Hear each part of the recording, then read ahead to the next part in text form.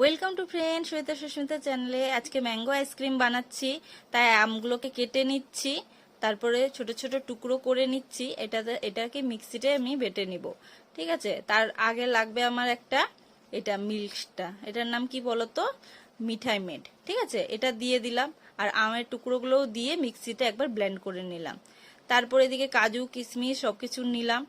আর এটা একটা মানে ওই পাত্রে, কোনো পাত্রে দিতে পারো, আমার কাছে আইসক্রিমের কন্টেনার ছিল, রেখে দিয়েছিলাম, ওটাতেই দিলাম। তারপরে ওই কাজু বাদামগুলো দিলাম, ওপর থেকে আরো আমেরটা দিয়ে দিলাম। ঠিক আছে, দিয়ে টিয়ে পুরো ভর্তি করে দিলাম এটাকে।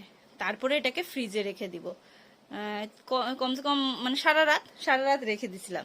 পরের দিন শ্বেতা বার করে খায়, বলতেছে কেমন হয়েছে। শ্বেতা বল কেমন হয়েছে, ভালো।